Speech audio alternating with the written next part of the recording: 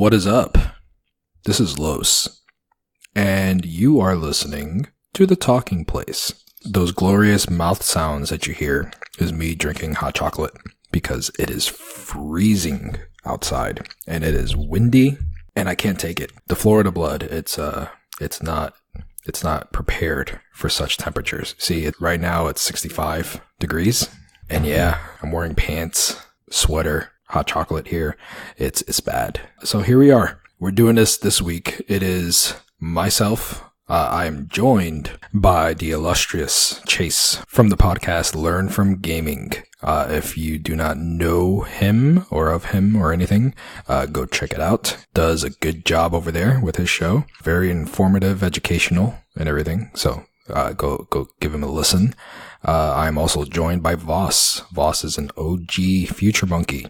He was one of the original crew on the show, and he's been in the community for a long time. And both of them, they have been on the Pokemon grind since Generation 1, and it shows. They know their stuff. They know they know most of their Pokemon, and it was a fun show to do with them. It's actually a show that I've been wanting to do for a long time with them. I think I talk about that in the show.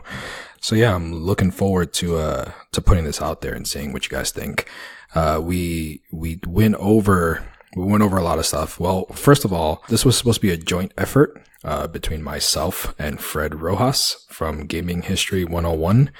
He was supposed to be joining us, but he got sick last minute. So he wasn't able to be there for the recording, and that sucks. But we went on with it, and it was something that it still came out good, and it's still going to be shared over in Gaming History 101.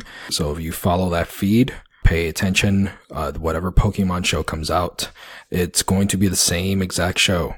So you can listen both places if you want, but just a fair warning, that's how this was always going to be playing out. It was always going to be shared between the two. It was actually two separate ideas that Fred and myself both had to do a Pokemon show with Chase and Vos. Both Fred and myself thought up Chase and Vos as our guest hosts, and both Chase and Vos were just there, looking at each other like, okay, we're gonna do two different Pokemon shows and talk about the same thing. So we just went ahead and did like a joint effort, and yeah, it's gonna be cool. It's gonna be cool if you don't listen to both of us, go check out Gaming History 101 anyway.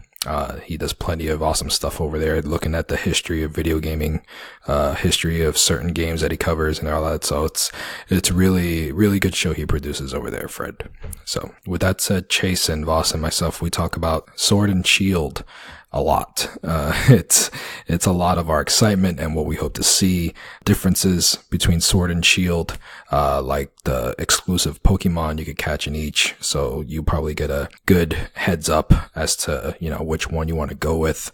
We get down and dirty with all the leaks that have been going on, that have been plaguing Sword and Shield lately. If you've been paying attention, you probably noticed that there's a lot of bad stuff going on, a lot of bad talk. And it has to do with a lot of leaks that have been going on, and a lot of people are not happy, but whatever. So we'll get into that. But the leaks may be considered spoiler territory. I know a lot of you are sensitive. So before we get into it in the show, I give a really good and fair warning about the spoilers. And when you get up to that warning, if you really do not want to listen to it, go to the show notes, press pause, go to the show notes, and there's going to be a timestamp in there, where you can skip forward ahead of the spoilers, and then you'll be free and clear. You won't be having to worry about all that. But fair warning to you, there was a lot of really good conversation going on in that spoiler talk when we were talking about the leaks. So you're going to be missing out if you skip it. I can tell you right now, even though it's talking about the leaks and the spoilers and stuff, there's not really things that would really, hurt you if you were excited about playing the game and you're excited about getting into it. Even if you're trying to keep spoiler free, if you're excited about it, then odds are no matter what we talk about, it's not going to bother you, because I'll tell you right now, all three of us, we went over the leaks and we are still very excited. So, don't let it bother you. With all that said, also keep in mind, regarding the leak talk that we did, this was recorded on Sunday, this past Sunday. So a lot of the leaks that we talked about, they were kind of borderline speculation, and they were coming from like leaked streams that somebody was doing or whatever. And that was then. And now, at the time of this recording, it is a few days before the game actually comes out. It seems things are changing by the hour. Data mining is going on. People are getting deeper into the game, and they're finding out a lot of bad stuff other than what we were talking about. Some of it had something to do. Some of it was bunked. I think Vos even bunked, one of the things that we were talking about as we were talking about it. So it's something that I hate keeping up with. I didn't want to jump into all the leak stuff and everything. I just want to get into the game whenever I got into it and enjoy it. But I'm doing it for you. I jumped into all the leaks to make a good show and to get it, out there and all that. And honestly, it's like watching a fire, like a car fire. You're driving down the road, you see a car on fire, everybody's out, everybody's safe, but you're just like looking at it like, man, it's kind of hard to look away at this point. You get into it and you're like, okay, what are these people complaining about now? So, just keep all that in mind. We also talk about, older Pokemon games. So, like I said, Vos and Chase, they've been catching them all for a long time, and they've been loving Pokemon since Generation 1. So it's a fun episode, for everybody. If you're new or if you're old to the franchise, it should be a good listen. And, regarding the leaks and everything, last thing for it, since right now it's an ever changing climate at this point with the game, there's a lot of hate going on right now towards Game Freak, and it's a lot. I'm not really fond of it, because I hate being a part of this culture, this gaming culture that's so negative and so toxic and everything, and it's like everybody's mad about it. Well, the vocal minority, it seems like, because there's still a lot of people still excited about the game. But the hashtag, Game Freak lied, it's trending on Twitter. And the same Redditors that we talked about and we quoted in the show, that you'll be listening to now, they take credit for getting that hashtag to trend. And people saying that they've played it. There's other people on the Reddit that saying they played it, and they're saying that it's not nearly as bad as everybody says, pretty much like what we said. And, you get the same response from everybody, to that reaction. Everybody's just saying that the point is that Game Freak lied about certain things. Again, not getting too much into it because I don't want to, say something and it be spoilers or whatever.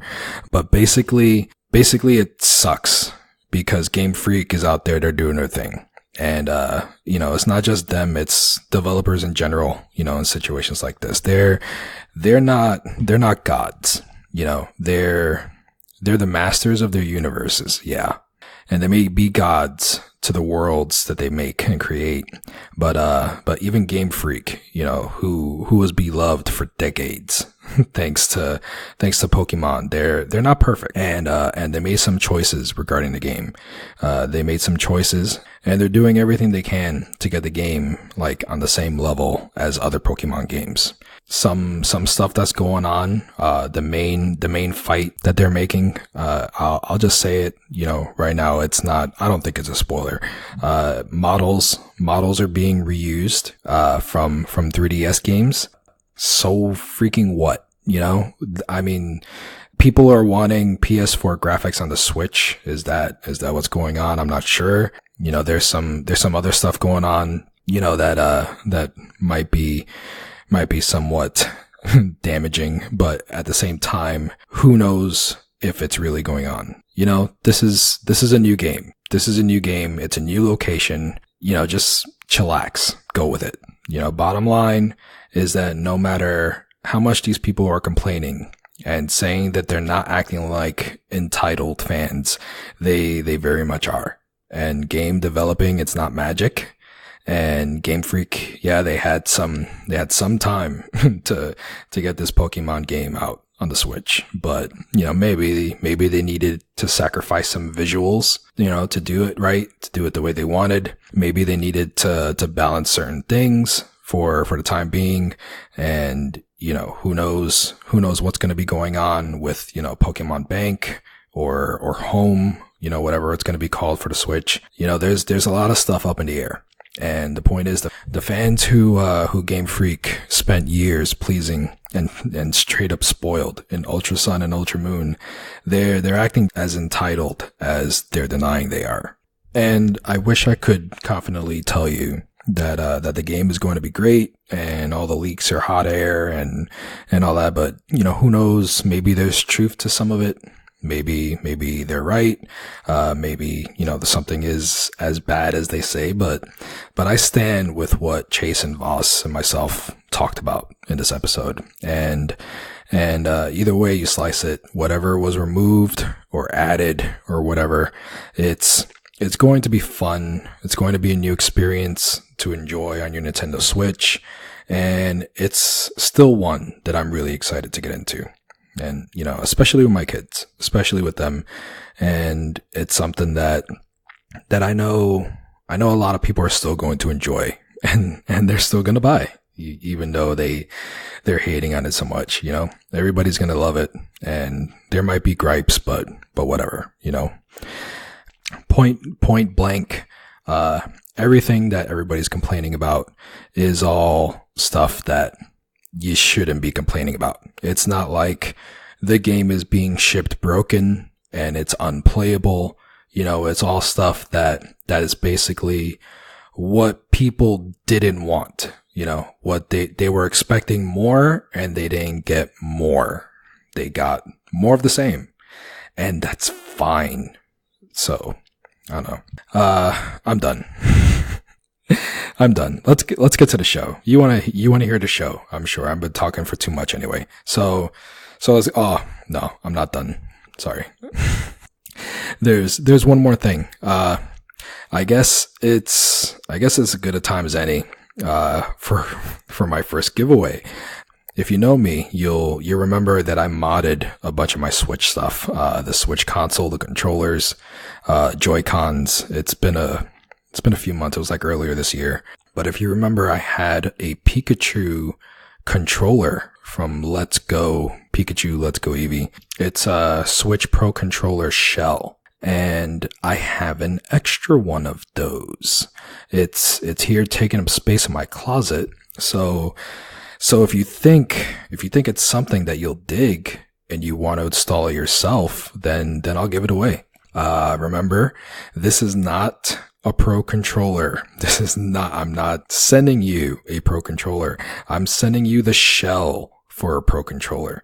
So you'll need to open up your current Pro controller, unscrew it and then rescrew it and all that, put everything back in, and, you'll have a new shell.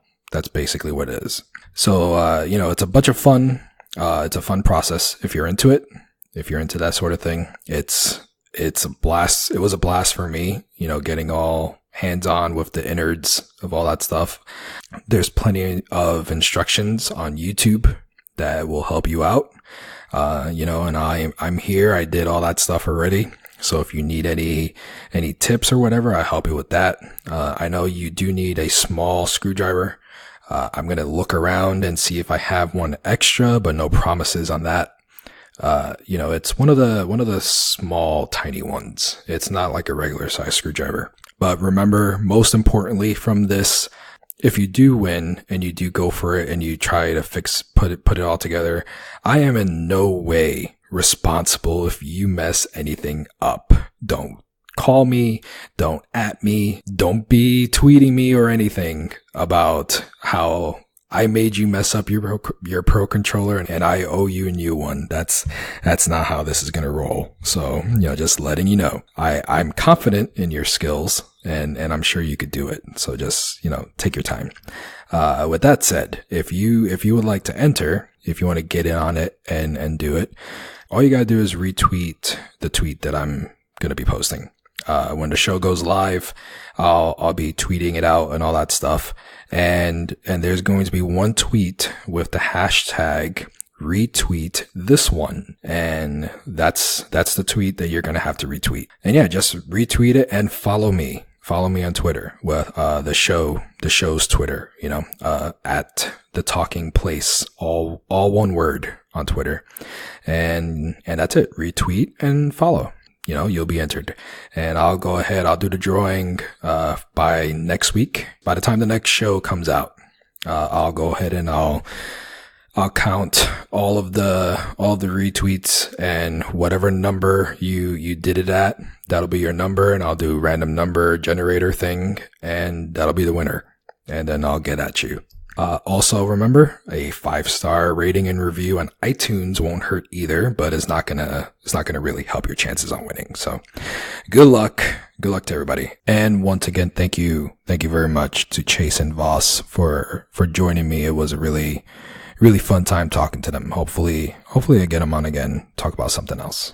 Or maybe even a follow-up to Sword and Shield. After it comes out, after we have some hands-on time, maybe we'll get at this again and check it out and see what we think. But yeah, until then, that's it. That's it for real. Seriously, I'm done. All right. Enjoy the show. Take it easy. Have a good week.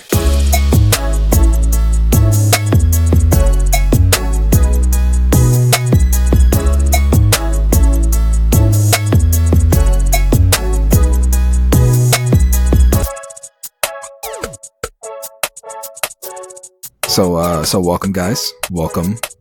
We be talking to Pokemans here. And who am I talking with? We have Chase from Learn From Gaming. Hey, how's it going? And we also have Vos. Vos is an OG Future Monkey. So what's up, Vos? Hello. So yeah, this is something, let me just get it off my chest. This is something that I've been wanting to do, with both of you for like years now. Ever since I was doing Future Monkeys and I got into Pokemon, you guys, you were both the ones that were like the front lines of my learning and my catching and all that stuff. So I always wanted to have this talk with you guys, have something recorded and all that. So this is the perfect time, I think. I agree. Yes. And okay, so it's actually kind of important. So it is the perfect time because we are a week away from launch for Sword and Shield. Yep. But also, like, any time is a good time to talk about Pokemon. That's true. So, you both, I think you're pretty equal, as far as, the, this is bad. As Experience? There you go. Yeah. No, it was experience. I've been around, but I've seen a thing or two. It was a different word I was looking for, but it's experience. So, you two are there. Chase, when was the first Pokemon game you did? I jumped right in Generation 1. So I actually had Pokemon Blue, when it came out in the States. I got it day one. I think it was, September 28th. I actually did, there should be a small intro episode. I don't know if it'll be attached to this specific thing, but it might be be a Fred Rojas thing. But, I actually go deep into my intro for, Pokemon. But yeah, Blue was my first, followed very shortly after by Red, Yellow, Silver. And then I just chased the dragon, man. Every time a new Pokemon game came out, I would buy a system to play it. That was the easy system seller for you. It's one of those things that like got you hooked. I'm jealous of that. I'll get into that. But Voss, you're up there too, right? Gen 1. Yeah. The year that it came out, I got Red, sister got Blue, and then we both ended up getting Yellow. I went Gold, and then again, much like Chase, just one after the other. I've been picking them up. So I might not have always by the time 4th gen rolled around, I was not getting them out as soon as they came. But I was definitely in the loop. Gotcha. So that's awesome. Tell us about yourself, Los. Tell us how you started chasing the dragon. Yeah, it's a very short story. Not I don't go all the way back. It's very, very recent. It was Sun and Moon was my first foray into catching them all, and it was because of my kid, my oldest. He wanted to get into Pokemon. Well, it was half him and half Pokemon Go. It was one of those things where I caught the bug for Pokemon, with Pokemon Go. I like the whole, catching and all that stuff and collecting and everything. I'm a sucker for that. A lot of people know that about me. Well, I was playing that pretty heavy when it came out. And at one point it was probably like a month or two before Sun and Moon came out. And I was like, you know what? I'm just going to stop and I'm just going to dive into the legit Pokemon game that comes out. So that's where I was with Pokemon Go. I was really heavy into it. And ever since then, I've been like, just casually playing it.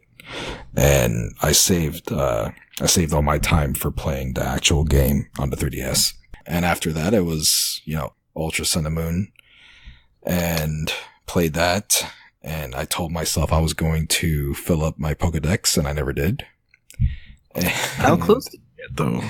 It was like halfway, 3/4 of the way, maybe. When it's like 800 plus, that's still not bad. Yeah. Like Vos and I have been doing this for years. So like we've got a bit of an advantage on you. Yeah. It's not easy.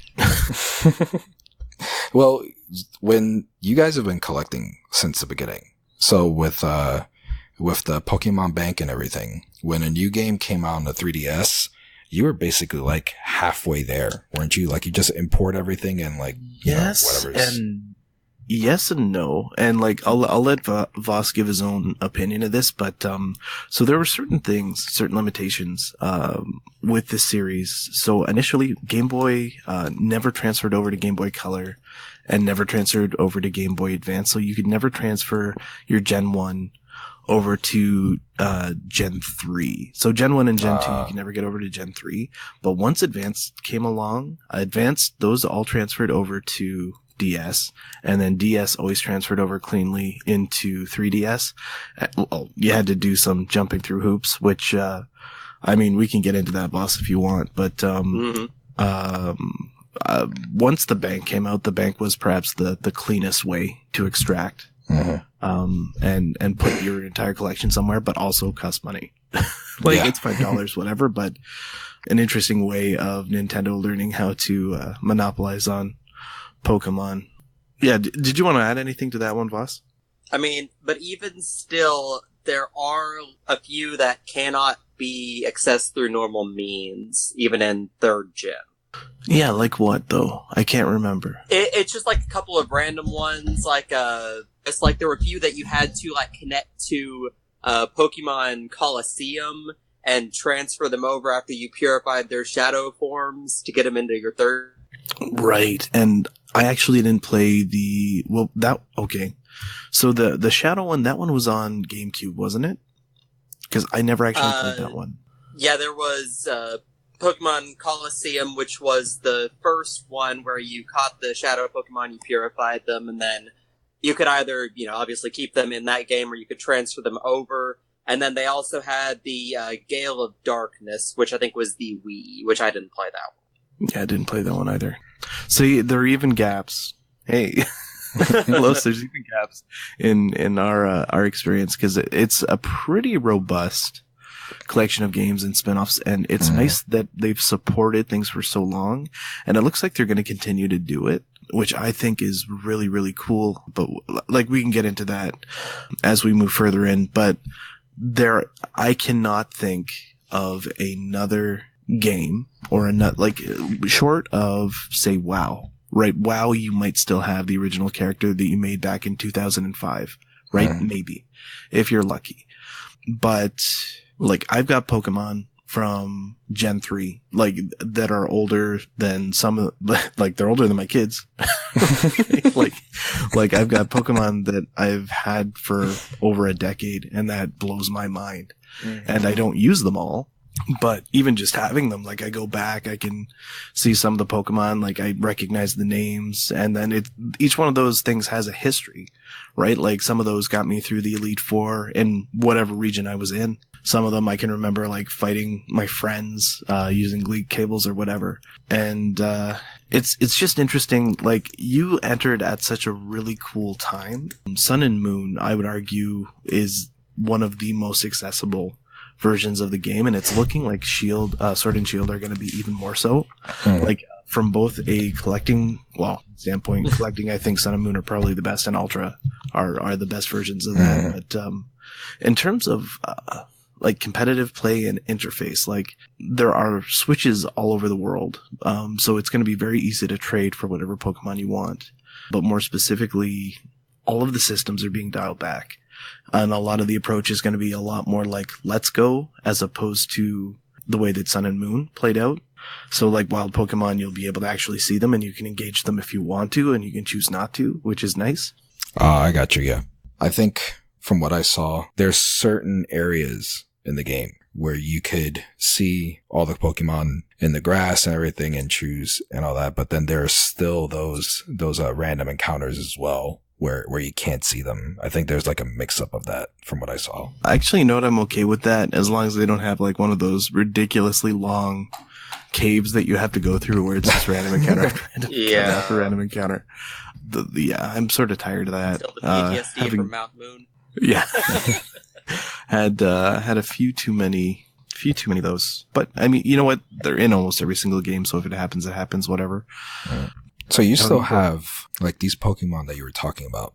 You're talking about all the different ones that you had from a decade ago, that you've traded with, like, you know, freaking connecting, you know, the Game Boys with the cables and all that stuff. Those are the very same exact specific Pokemon that you could still play on your 3DS now. Yeah, and actually, back when we were trying to get some of the like harder variants and shinies and stuff, like Vos, I'm not gonna throw you under the bus, but like Vos was working some of his magic in some of those earlier generations to really make that happen, because it was a little easier. And that's, yeah, like, I do have Pokemon that are from, I think I had Sapphire. So Pokemon from Sapphire, I never got Emerald or Ruby. But they're still there. They still exist. I've got like the legendaries from those games, and that's where they originally came from. On top of like all the awesome new legendaries that like we just got gifted in the last generation. Yeah. So like Sun and Moon, we were really lucky that, like, they just gave everything away. Man, but they were just shoveling it in all directions. They were just, like, throwing everything out. It was like a fire sale going on with legendary Pokemons with Ultra Moon and Ultra Sun. Yeah. But I would be lying if I said there wasn't a little anxiety going into each new generation, because there was always the chance that this stuff could be lost. The items will always, like, the items, you can never carry them over. I've resigned that, and that's not a big deal. That's only a really big deal if you're a competitive player and it's hard to get items, and it's not as hard as it used to be. You used to have to really grind in a game to get all the equipment that you wanted, whereas it's just so much easier now. Everything is so much easier now. It's so nice. But yeah, even just being able to bring like whatever Pokemon you had back then forward is just such a big deal. And some people are really connected to them. Oh yeah. Like a good example is, if anybody reads US Gamer, I don't know if it's Kat Bailey or Nadia Oxford, but one of them has like a specific, it's either a Trico or the Scorchick, whatever the Scorchick evolves into, that they just bring everywhere with them. And it's just like their starter from the first Pokemon game they ever played, and they just always carry it over into the next generation and then like have an adventure with it. And that's a weird thing that you can do in Pokemon. I have several of those. I mean, I don't always like have to use them, but I always like to have them with.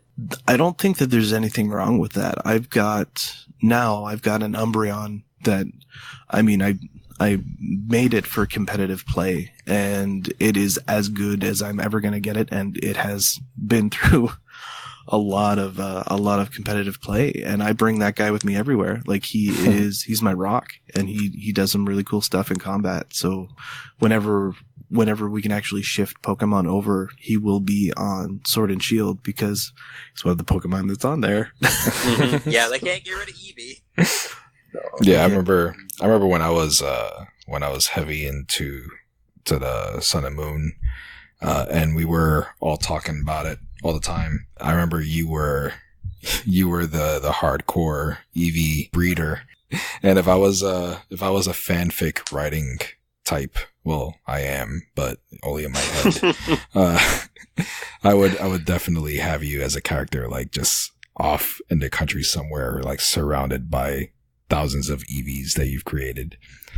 I would feel bad because a lot of them were in relations with the siblings, or oh my god, breeding in Pokemon is not a pretty or glamorous thing. It is incestuous and horrifying. Well, I feel like that is partly true in real life. Yeah, but it's all to just get those stats that you want, or those like. So actually, you know what? This is a good conversation. We can talk about the mechanics behind the mechanics, like the things behind the scenes that you can't even see. How much do you guys care about stuff like IVs or EVs? So, effort values, or what is the IV? I can't even remember what the IV stands for, but those are like the native ones that they have that just decide how their stats look. Well, I know for me, out of the three of us, I am the very, very ultra laid back casual player. And personally, whenever I got into playing Pokemon, it's always like almost 100%. It's been about collecting, just trying to collect all the Pokemon that I can and filling up my Pokedex and all that. And I never really cared about competing with anybody. I never cared about, doing, building up stats. I don't really care about natures or anything of that sort. It's just been like, okay, I have this one and I'm going to go after that one. And, it's the only thing that I cared about really would be shiny Pokemon. And yep, that would be, just based on, the looks of it and all that. And like, to this day, I still remember when I was sitting there with my 3DS, trying to breed Rowlet and trying to get a shiny one, and I think I gave up. Gosh. I gave up. Remember we told you the stats on that? Yeah, I gave up after I think it was 300 eggs. I hatched 300 Rowlets, and nothing, no shiny, and I got burnt out, and I stopped. That's when I stopped playing Ultra. I remember now. I remember. Yeah, because I burned myself out from trying to get a shiny Rowlet. Okay, so anybody out there who is listening who doesn't understand anything that we've just said, so a lot of what Los just said at the start, so it was natures and then stat values, those dictate how the Pokemon performs in combat. So like if you have a high speed stat, you're probably going to go first if you have a high attack stat. And there's two types of attack. There's like mental and physical attack. Like it dictates how you'll hit. There's also defenses, and then there's hit points. So those all dictate what the Pokemon is going to function like in combat. And then shiny just is this nice aesthetic thing, this modifier that you can get for Pokemon that a lot of people really, really enjoy. And remember me, I was just like, I don't give a shit about shinies. I'll take one if you got one. But it's just this interesting variant that you can catch, and they are pretty sought after, especially by collectors, like anybody who's a collector at heart, because they're cool. Let's be real, they're cool. They've got the glam going on. But I remember you getting burned out on that. I think I tried to warn you. Yeah. That it was hard. Yeah. I've never naturally bred a shiny in ever, and I've bred a lot of Pokemon. Yeah, you see, it's one of those things where I knew the odds were against me when I was going into it, And I was just like, I don't care. I'm going to go for it and I'm going to try. And I failed. I failed bad. And it was one of those things that, cause shiny Pokemon, I remember when I started playing, I was just, playing, enjoying it and everything. And Joe State was also, into Pokemon and everything. And he was going crazy for shiny Pokemon. And I remember, he was on a podcast once and he was talking about it, how excited he was for catching a shiny and everything. And I think at that point, I wasn't that into it where I was, shiny hunting and getting excited for it or everything. But now I see why it's so special, because the odds of catching one are just insanely low, put it that way. It's like 1 in 6,000, just rounding off the number or something like that. And my kid, my kid was playing one day and he was just like going through the story naturally, he doesn't grind, doesn't anything. He was just going through the story and he freaking screams that he found a shiny Ditto. And did he catch it? Oh yeah, he caught it. Oh, good for him. Good for him. I had to pay for mine. Oh man. The black. Okay. Also, black market Pokemon black is market. nuts. Yeah. Sorry, you were saying, boss? Well, I can hook you up with a shiny Ditto with perfect IVs, EVs, everything. Yeah. Well, hey, you know what? Anybody listening, keep that in mind. Yeah. I wasn't gonna out Voss, but he just outed himself. Yeah. Voss is a Pokemon pimp. So if anybody really wants to get down with anything, just add him, I guess. He has low rates. As long as I know you, it's free. Otherwise, I don't know. Nice. Yeah. Otherwise, wow. I've got so many thoughts. Okay, so I think what I'm gonna do is I'm gonna ask you guys a question. How do you feel about, because there are going to be raids in this new game, and like raids are not a particularly complicated concept, but how this is going to work is it's going to be you and I think up to 3 other people are going to be able to engage a Gigamax Pokemon, and if you can beat it, then that Pokemon becomes a naturally occurring wild Pokemon in your game. So you don't just catch it, you just get the ability to catch it later. At least that's how I understand the mechanic. You might actually all catch it if you can catch it together. But then it also appears in your game afterwards. And that's how raids are going to work in this game. And they're going to roll out, I think, seasonally. So there will be Pokemon that are available at certain times, but not all the time. That's all I freaking need. Another game with raids that I can't freaking partake in. Well, then I guess I know your opinion on it, but I feel like things are a little slower. It's not like you're gonna have to. It's not a Destiny sort of situation where you have to do a whole dungeon. You'll know where these raids are because there'll be like a giant pillar of red light. You just go to it, you engage in the fight, and then you're done. Is that something you're interested in? Are you excited about it, or is it just like you hate fighting and you don't want to do it? No, it's something. It's a new thing that I'll check out, and it seems like it'll be fun. It seems like it's something that is new, and trying to engage more of a multiplayer experience with Pokemon, and that's cool. I could get down with that. And the only thing would be just the connectivity and trying to communicate and all that stuff. But I guess there's no real big way that you need to communicate with that, but Switch has a mic and you can actually talk to each other even if you're playing something like Smash Bros. So actually this could be dangerous because you could get swear words in Pokemon. Yeah, exactly. Yeah, there's going to be a lot of monitoring going on. I mean, we could play. We could jump on Discord and we could, knock stuff out. But for the general populace, it's, one of those things up in the air with Nintendo online play like everything else is. Yeah. Sorry, I'm just thinking of like all the misfires with stuff like Splatoon. Yeah. I'm not trying to poo-poo on the Splatoon community. It's just like every time we tried to organize anything, yeah, it didn't always work out. Okay, so Voss, you've always been a little bit later to get into stuff, and I think it's for a very good reason, which is either financially or you're just not in a position to play it. Are you going to try and get Sword and Shield early, or are you going to wait for it for a little bit? Well, first I have to get the Switch before I can actually talk about getting Sword and Shield. There you go. There you go. Egg before the chicken. I was thinking, I was like, damn, did Voss get a Switch and I didn't know? Like, what's going on? No, it was just Chase being mean. I'm not being mean. Just dangling it in front of my face. Yeah. Well, we'll see if you bite. So, did you ever get into Ultra, or did you just stick to Sun and Moon? I'm actually currently slowly plucking away at Ultra Moon. I just got to the second island. Nice.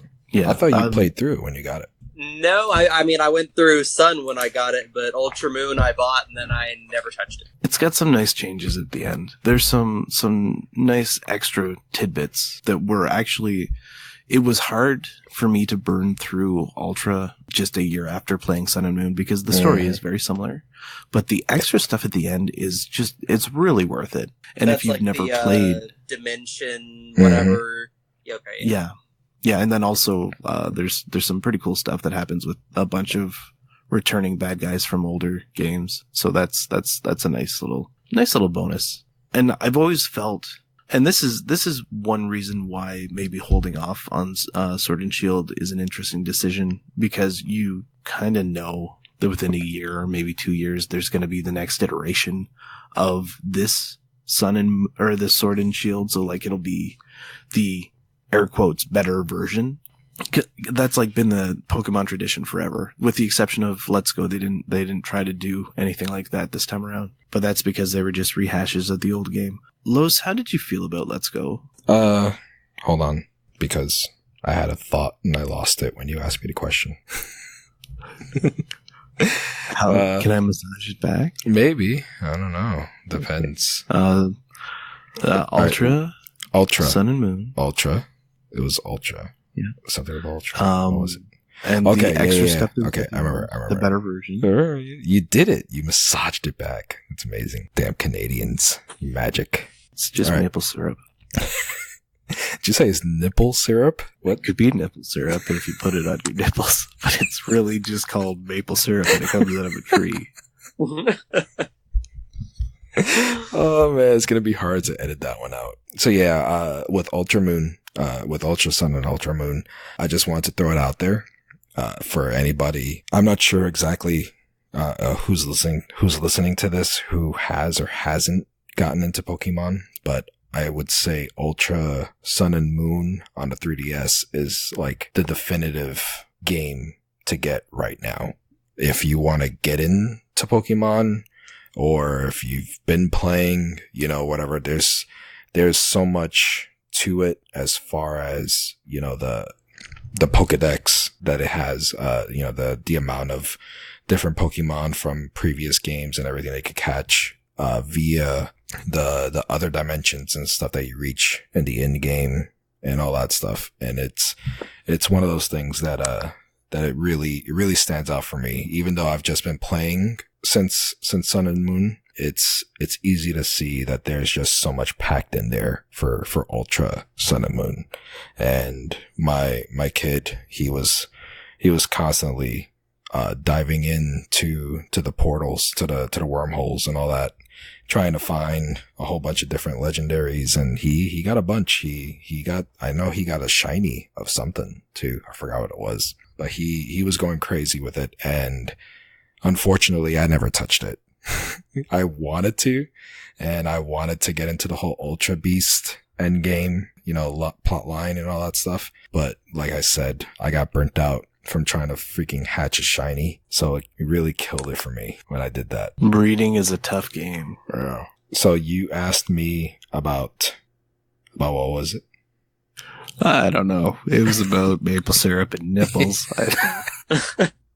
You see? Now I can't edit it out. It has to stay there. I think he just asked you about Pokemon Let's Go.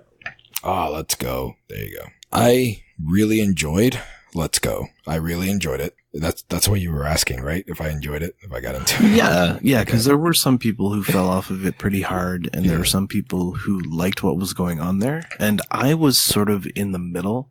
There were some parts that I liked, and there were some parts that I didn't like, and I actually never finished it. I never finished it either. So the part of you that did not like it, I have a feeling that's the same part of you that played it when it first came out originally. Is that right? Maybe? Well, I am the same person, yes.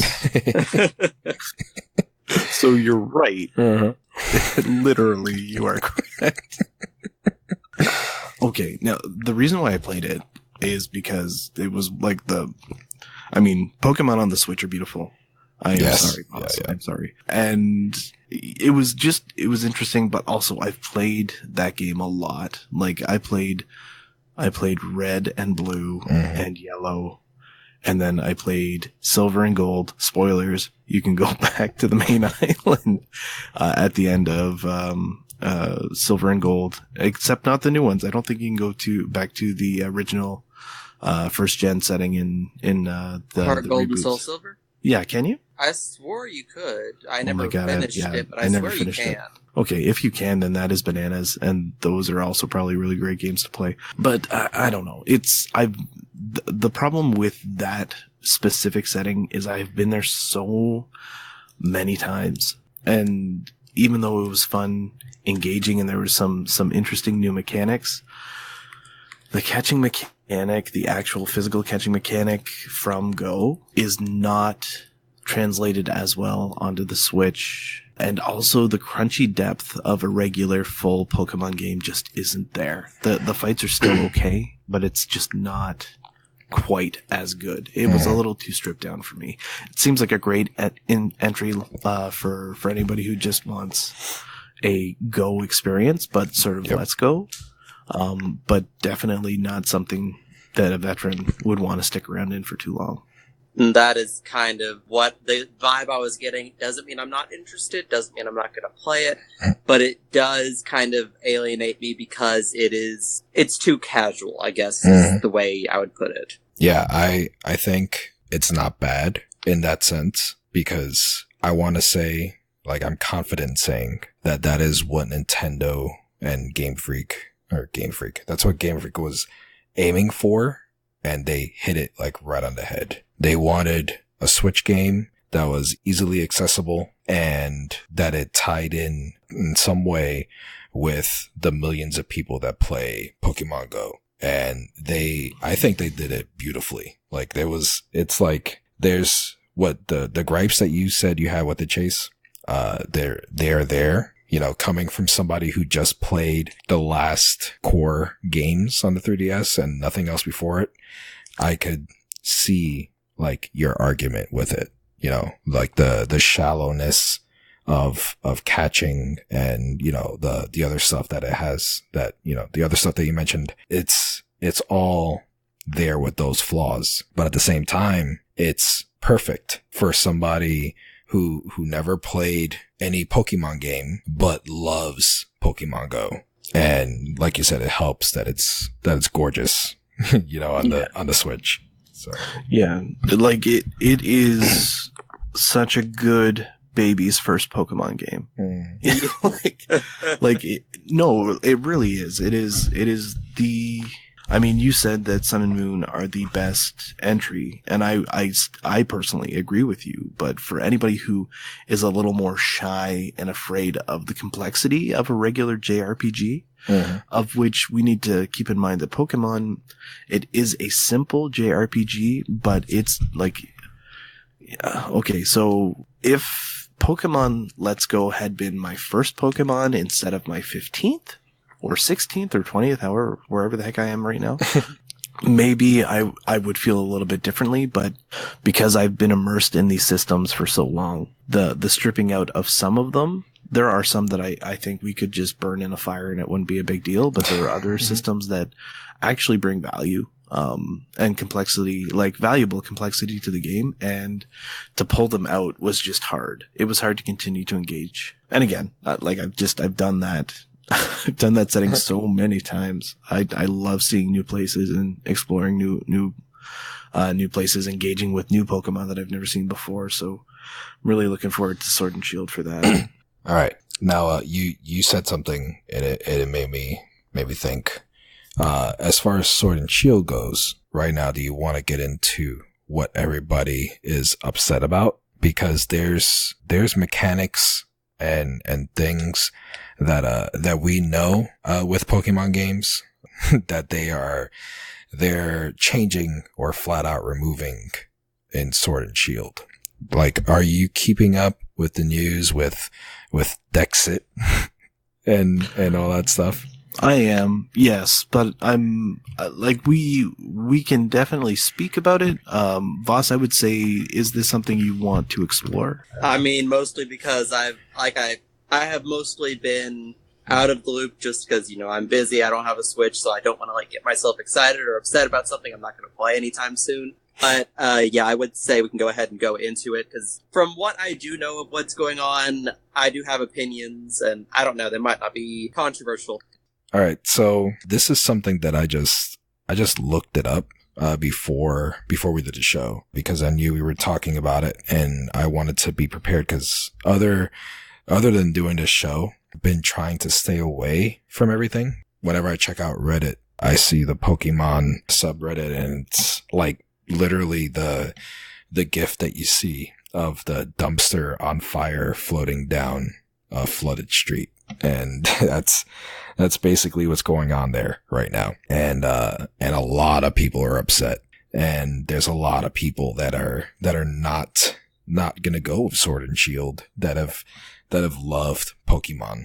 And I'll just say flat out right now, even though I read the problems that people are saying and the things that they're discovering from leaks and everything, I tried to stay away from it. Like I said, doing this show, I wanted to educate myself. I just want to say that everybody can go fly a kite and get their heads out of their Pokeballs.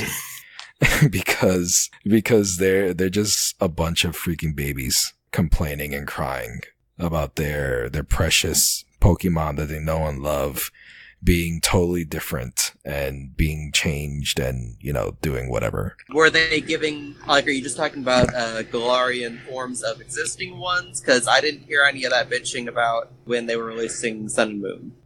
No. Okay. Yeah, it's a little more. You want to get into it. You actually want to get into specifics. Yeah. All right. So I took a screenshot.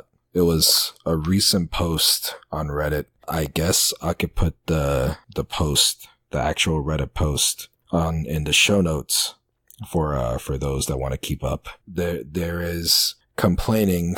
There's a list, a few bullet points of things that people noticed from watching early streams and from early leaks and all that stuff. So if you don't want to hear any of this, I'll go ahead and after I edit the show, I'll look and see when we stop talking about this, and I'll let you know, and I'll put in the show notes. So how about that? So here's what's going on. Cut and paste from Sun and Moon, sound effects, up the models for the opposing trainers. They're saying that it's upscaled Sun and Moon graphics. It's a lot of complaining that it's very cut and paste from Sun and Moon. Things are a big deal to me. Continue. Yeah, that's not a big deal for me either. Yeah. Like, Sun and Moon had some pretty cool graphics. Animations for the older Pokemon look and sound identical to previous generations. I guess people... Okay, well, they're still the same Pokemon, yeah, so I exactly, would assume they would be similar, if not the same. Yep, this is my problem, you see? Because my problem with these people that are complaining, because it's all the same stuff, people complaining about things that they're finding. They want something fresh and new and exciting, but then when you give them fresh, new, and exciting, they complain and cry that it's not the old stuff that they had. So here we're getting the old stuff when they want it fresh and new, and there's no middle ground. So the outside of the wild area would be where you encounter all the Pokemon that are roaming around, like in Let's Go. I think that's accurate. Is that accurate, Chase? Do you know? Yeah, based on gameplay, the gameplay that I've watched, that's accurate. Yeah. All right. They're saying that the routes are like the same narrow corridor routes from Sun and Moon. Like, that there's no openness to it. That is just like the same They stuff like want an open world Pokemon? That sounds horrifying.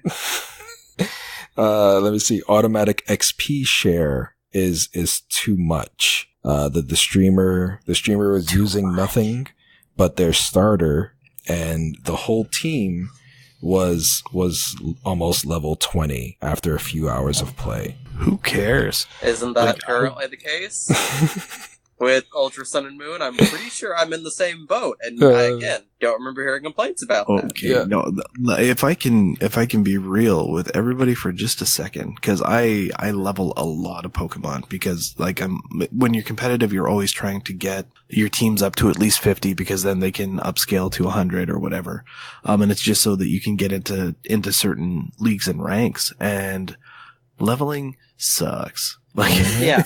Yep. It can take a long time. Anything that speeds that process up is awesome.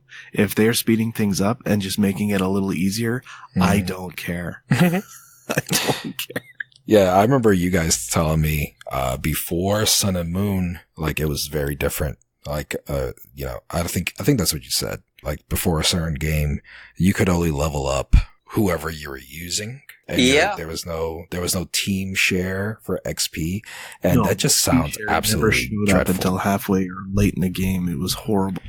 Yeah, it sounds terrible. Sounds like there was like a single held item you got one of in the game you could give to your Pokemon, and you could have, someone at the front of your party immediately switch them out, and then that way you'd have 3 that get EXP for one battle, or one Pokemon. Nah.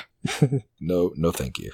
Yeah, it was a rotating door if you wanted to get experience for everybody in a single battle. Like, it was very hard.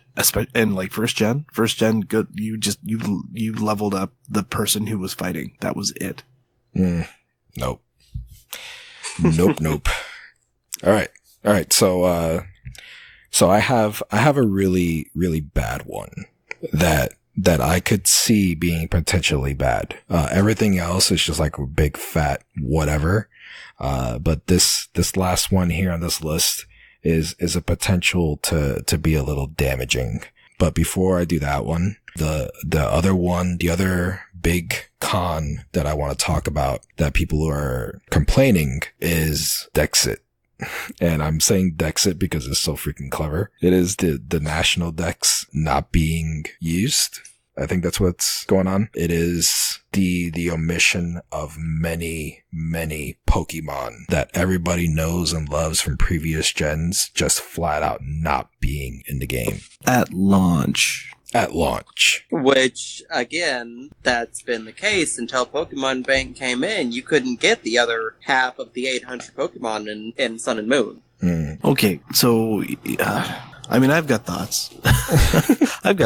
My thoughts are that if we have to get our hands on the game. We have to spend some time with this game before you can accurately judge if this Dex is significant, because who's to say they're not just going to roll out Pokemon slowly over time?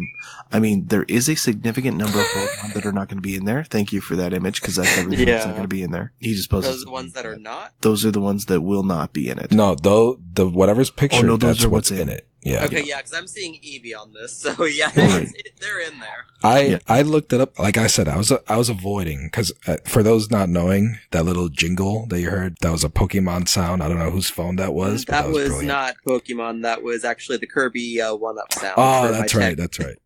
That is mine. Okay. Well, I don't know why I thought Pokemon. I don't know. Maybe because we're having a Pokemon show. Maybe. But, maybe. But still Nintendo. Yeah. But I just sent over the image for all of the Pokemon that are currently known to be in the game, and the ones that are not, are blacked out. And this is what I was avoiding forever, that I just looked up recently. So again, I'll post that to the show notes as well if you wanna check it out. But I looked it up just to see if Snorlax was in there, because that's my man, and I wanted to make sure he was still in there. He's in everything. Yeah, he's there. He's always there.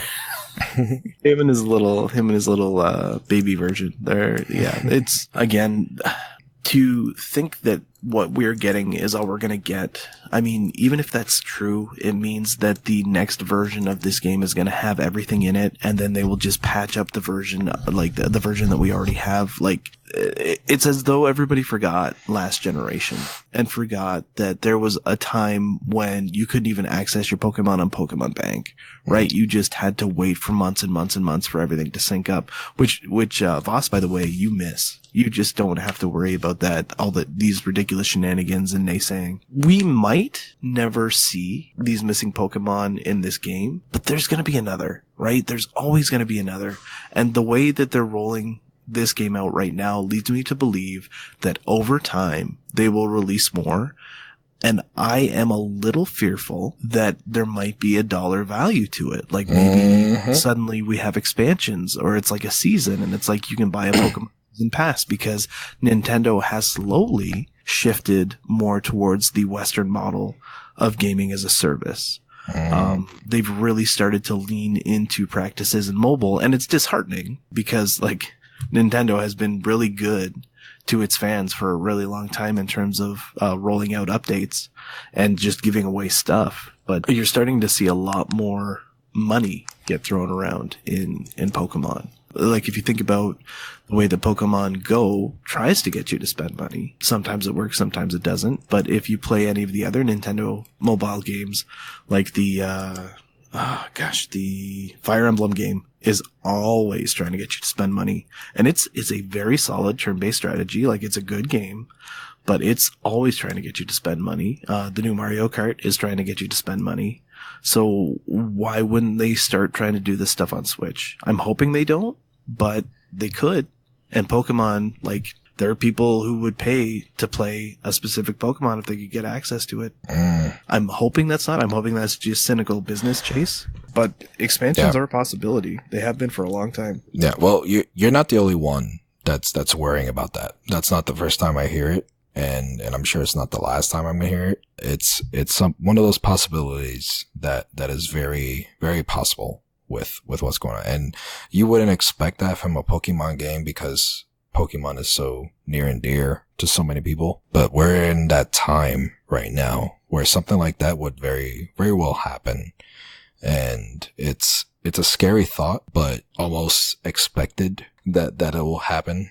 But we'll see. Nintendo has been very good to everybody for a very long time. But also keep in mind, just being able to get all of the Pokemon that we have from game to game to game, that did cost money, right? Pokemon Bank did cost money. And even if it's just a little fee of $5, people are paying it and people are doing it. So, like, I'm going to have to pay to reactivate my Pokemon Bank so that I can transfer, because there's a new system. It's, I forget what it's called. But it's advertised on the Nintendo site. It's like Pokemon, not Day. It's just some Pokemon thing. Is it Pokemon Pass you're thinking?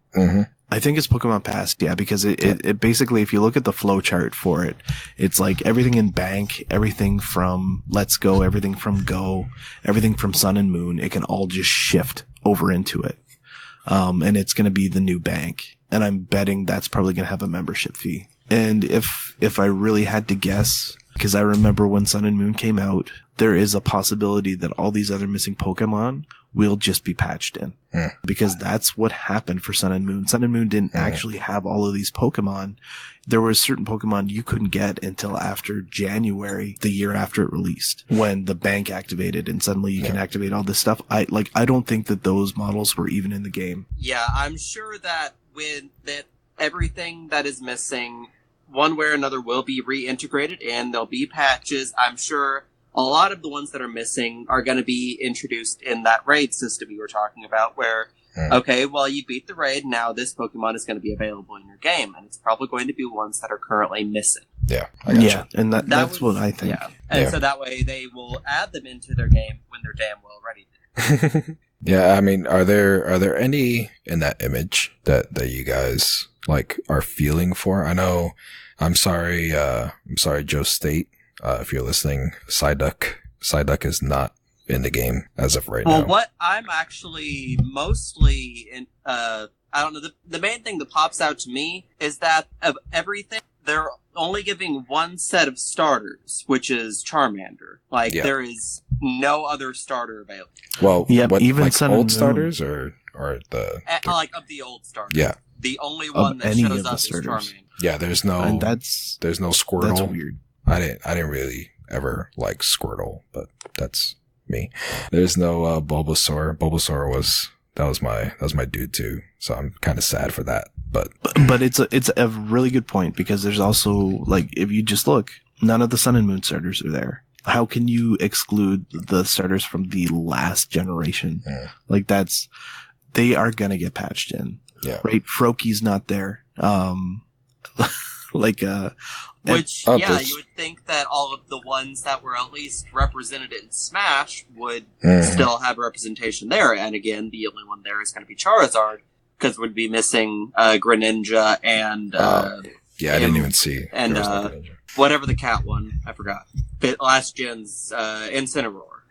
Yeah, I feel like this is a lot of wringing of hands for no good reason. We're gonna see improvements. We're gonna see something move out, or you know what? Maybe we're just all super optimists. But like, Nintendo doesn't just. Well, no, I was gonna say Nintendo doesn't just leave stuff that's like, well, what about Metroid? Nintendo doesn't let its really successful franchises languish, and that type of neglect has never happened for a Pokemon. And if it did, 100% some ill will would be generated. But I'm thinking, just looking at some of the systems and some of the stuff that's being introduced in this game, like, it's going to be easier to do so many things, especially for competitive players. Like, okay, you know what? You want to criticize the graphics? That's cool. Guess what? Making a game's hard. Making a turn-based JRPG with this many things in it and trying to make it even just somewhat balanced is almost impossible. like, and then you're going to complain about the graphics. Okay, sure. You know what? Go right ahead. You don't have to buy the game, but everybody else is going to. Like, Yeah. This thing is going to sell. Kids are going to love it. And also, it's made for kids, right? Mhm. Like, that is the main criticism that I have to keep saying out loud to anybody who's like, 20, 30 plus and is just like, oh, this isn't in the game. It's like, well, kids are still going to love it. Like, Yeah. kids are still going to love this game. So whatever. That was one of the things that I noticed when I was cruising Reddit for all the complaints. It was that damn it, I just lost my train of thought already. What the hell? Actually, I lost it before I started talking. So I was hoping that me talking was going to jolt it back. What did you just say? Like the second to last thing you said? So was it this game is made for kids, or was it the Before that. demographic that's complaining is not kids? No, before that point. Okay. No, it's gone, man. I don't know. Yeah, I don't know. I can't massage this one back. See? There was something on Reddit. But There's potential for ill will, like, if they don't introduce this stuff, but like, we all think that they will. And like, if they don't, then shame on us for having faith in Nintendo, but they always have, and they've always found ways to do it. And like, our biggest fear right now is just the price tag, the potential for a price tag. So hopefully that doesn't happen. Mhm. That's all I got. If you All right. don't have anything by now, Oh no, then you're not getting it. I wasn't going to, but I just opened it up. So I'm just cruising through it and see it. Okay, while you're cruising, about Dexit, I'm just gonna say my piece. Yes. One, if they do not decide to introduce the rest, which is very, unlikely, this is the unpopular opinion, but quite frankly, F it. There are too many anyway. Most of them, I can't remember half their names. I never use them. They don't freaking matter. They've got Ditto, they've got Togepi, they've got Snorlax. I'm happy. I think like that. The problem is, like, we get attached to stuff, right? We get attached to like these these digital imaginary representations, and I can get it. Like I think it was Jim Sterling did this horrible video on F Pokemon because it doesn't have Ekans in it. I'm like, Ekans, really? And Everyone, yes, that even other people who have, a similar opinion, there's too many, it still might be missing their favorite. And I totally get it. But I'm not crazy there's no Mudkip. I mean, but I can live with it. But also it's a joke, right? Like it's that video was a joke. It's like, this is how absurd your anger is. Like, you're freaking out about this one thing. Like, they're going to show up. Like, if they don't show up, like, shame on Nintendo, but they're going to show up. Like, it's going to happen. And quite frankly, Fairy type can just go back away. It didn't.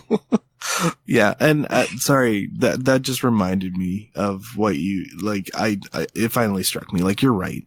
There are so many, right? I think about all the legendaries that I never touch, right? I capture them and then I never bring them out, because even in competitive, you're only allowed to bring one, and the one or two that matter are Mewtwo and whatever, like, super overstated legendary happens to be around at the time. Like, if you have it there, everything else, it's what you want to play. And this is one of those situations where, like, play what you want to play, and if what you want to play isn't in the game, I'm sorry.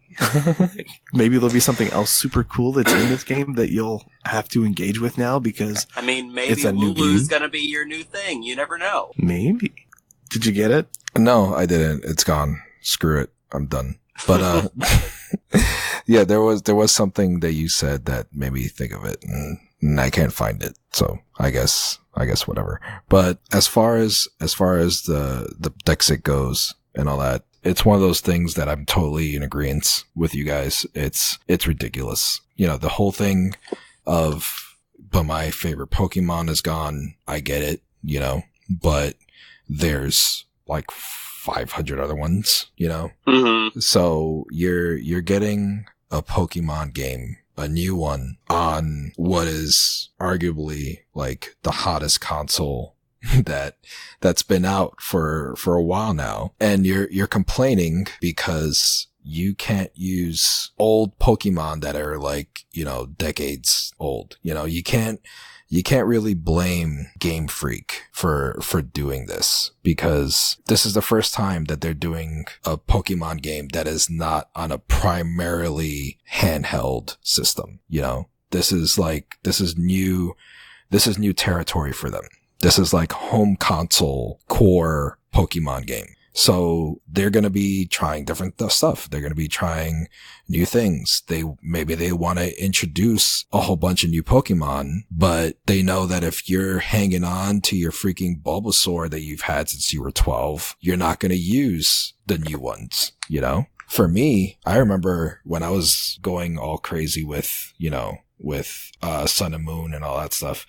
Vos, like I said, he was my Pokemon pimp, and whenever I was looking for something, he had it and he traded it to me, and it was awesome. And I always look back fondly on my Pokedex, knowing that Vos was like single-handedly the reason for like 3/4 of it. And I felt terrible. I felt absolutely terrible, because I had all of these Pokemon, and here I was like only using 6 of them. And that's my problem that I've always had ever since I got into it and started playing. I have all these awesome Pokemon with all these different moves and everything. They're powerful, legendary and everything. Never use them, because I like sticking to my 1 or 2 that get the job done. It's like a comfort zone thing, and I feel bad. I feel guilty for the Pokemon in my box, because they're just sitting there, who knows what the hell they're doing, but whatever. And it's one of those things that people just cry about because they need something to cry about. Well, in Sun and Moon, they played on an island. Oh, They yeah, did. that's right. You see? Hey, so it wasn't that bad. They went to a computer that sent them to a tropical paradise. And gonna- we can pretend that's the same with all the rest of them as well. Yeah, they weren't just jammed in a computer. Okay, so I'm going to follow up what you just said with what should not be a surprising observation. If this is all of the Pokemon that we're getting for this game, to assume that this is going to be the only mainline Pokemon entry on the Switch is foolish, right? The 3DS had, gosh, how many? Oh God, I'm actually lost. Well, they had Sun and Moon, Ultra Sun and Moon, they had Omega Ruby and Alpha Sapphire, and then they had a couple of spin-offs. Well, they also had X and Y. X and Y. X and Y, yeah, you're and right. X and Y integrated perfectly with Ruby and Sapphire. But more importantly, X and Y got a Pokemon boost when Ruby and Sapphire came out. So like there was a bit of a lag with some of the Pokemon in X and Y. Like there were certain Pokemon you couldn't get. And once Ruby and Sapphire showed up, like the Pokédexes merged, and then you had access to everything. So essentially what you're saying is that we're going to be expecting to get a Diamond and Pearl remake Switch.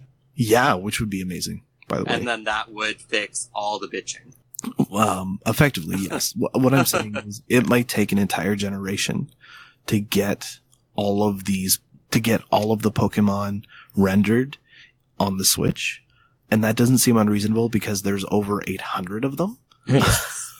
But I think within the Switch's lifetime, you will see the entire collection on there, even if it doesn't happen this round. But also maybe try playing creatures outside of your comfort zone. Like, there's nothing wrong with that. I do it all the time, and it's always rewarding. That was me again, sorry. Yeah, I know. I don't even know what that was notifying me about, though, so that's interesting. Oh. Yeah. So yeah, it's, I agree. Just play out of your comfort zone, explore all of the different Pokemon that they have. And as long as you're not attached to certain old ones that are not in the game, I mean, even if you are, you know, like I said, I love Bulbasaur and Ivysaur and all that. It was always one of my mainstays in my team, but I'm not sad about it. Like right now, I'm sure I'll be able to play and still enjoy it. You know, it's one of those things that you just gotta, you know, take a step back and look at what you're really angry about if you're angry about it.